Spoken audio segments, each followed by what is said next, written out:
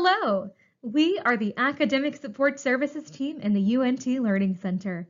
The Learning Center is here to support you in all your academic needs with multiple workshops and support services like academic coaching, supplemental instruction, and tutoring.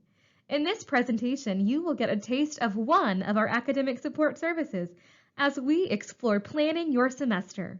Let's get started.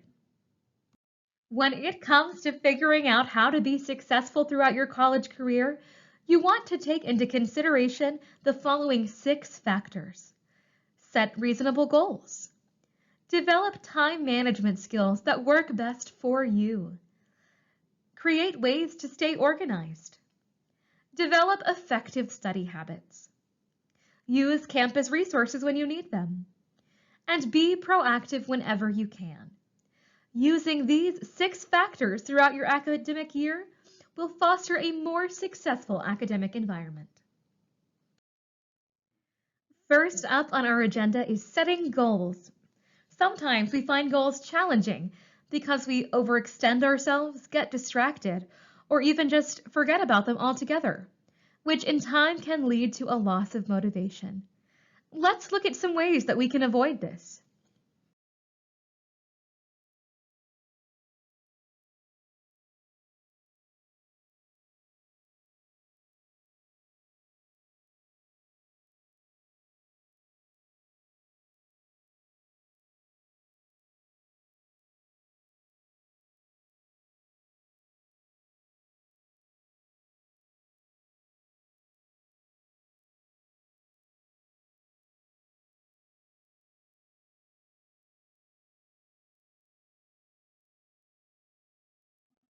A great way to avoid these pitfalls is the SMART goal method.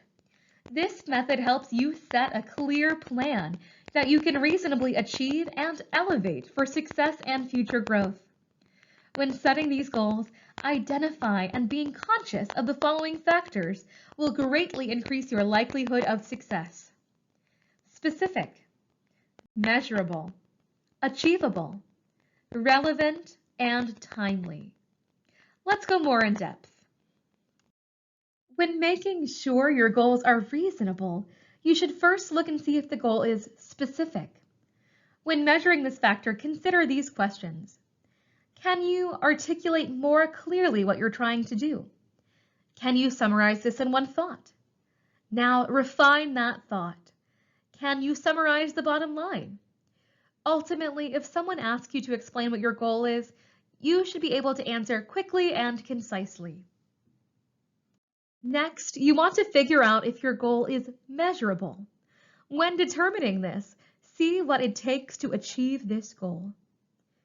How will you know that you've attained your goal? Can you quantify or put into numbers your outcome? What effect will your goal have on your life/effectiveness? For example, setting a goal of getting an A in a class. What are the steps you have to take? Can you identify those steps? Part of this measure is also the goal's effect on your life and efficiency. Next is to determine if this goal is achievable. Consider whether or not this goal is dependent on someone else. And if so, could you restructure the goal so that it isn't dependent on others? Is there anything you can identify that would prevent you from accomplishing this goal? And if so, do you have ways to combat this? Here, we'll define the method/steps that you have envisioned in your last step. After this, you want to decipher if your goal is relevant. Consider how directly the goal impacts broader goals you have. Is this the best use of your time right now? Would you actually like performing the steps in this goal? If not, you might be reluctant to actually pursue it. What would you change about the necessary steps if you could? Would that be a deal breaker? Are there any other important facets of this goal that you haven't thought of yet? Lastly, you want to figure out if your goal is timely. Is there a timeline for achieving your goal? Think semester-long goals versus general life goals, or even goals for events and organizations. If so, what time limits are you going to set for yourself in order to reach this goal by the allotted time? And how long would it take to create a sustainable habit in this area? A few examples of good SMART goals are wanting a 3.0 GPA this semester, journaling at least 5 times a week, and volunteering at least 4 hours per month. These goals are specific, include specific quantities for measuring completion, largely rely on your own work ethic and commitment, are manageable, and include a specific time to reach each goal by. You want to think about your college experience as a whole, and then go from there. Do not overwhelm yourself with goals that may not be realistically attainable. Do what you can, but still challenge yourself in manageable ways. Now, let's look at developing time management skills. Prioritization is a really important skill to use in your college journey. There are 4 categories you want to consider when prioritizing your time. First, determine what your frogs are. Is it important, urgent, and does it have a serious consequence? A good example of this would be studying for an exam that's tomorrow. Next, determine your tadpoles. It's important but not urgent. And are there more serious consequences that could arise later? An example of this is a paper that's due in 2 weeks. The next category is your eggs. In this category, you want to determine what is not very important and doesn't have any serious consequences, though there is a sense of urgency to accommodate specific plans. An example of this is a social activity that comes up or doing laundry, etc. Lastly, figure out what your atoms are. These are the things that are not important, not urgent, and have no real consequences to them. An example of this is social media or TV. After determining which task is which, time management and scheduling start to look much easier. Now let's look at staying organized. When keeping organized, look at what worked in the past and improve on those existing skills.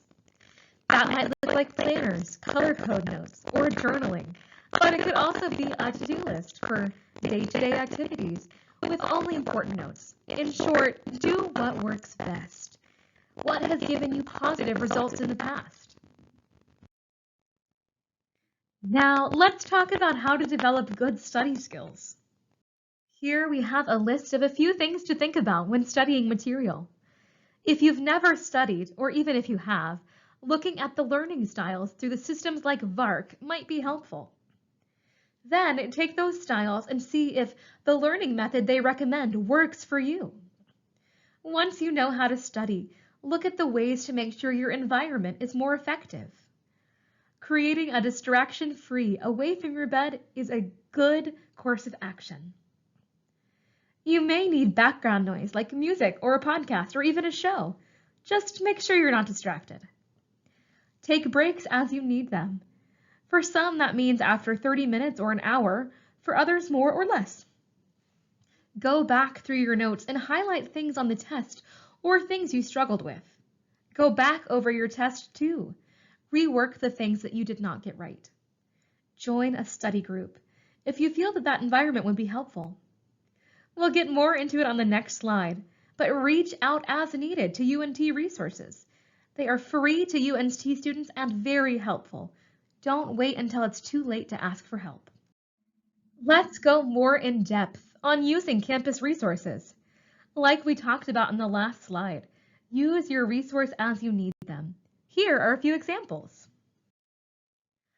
Tutoring services, SI sessions, Math Lab, Writing Center, the Chemistry Resource Center, Physics Instructional Center, College of Business Tutoring Center, the Economics Help Center, the Language Tutoring through the Department of World Languages, Literature and Culture, History Help Center.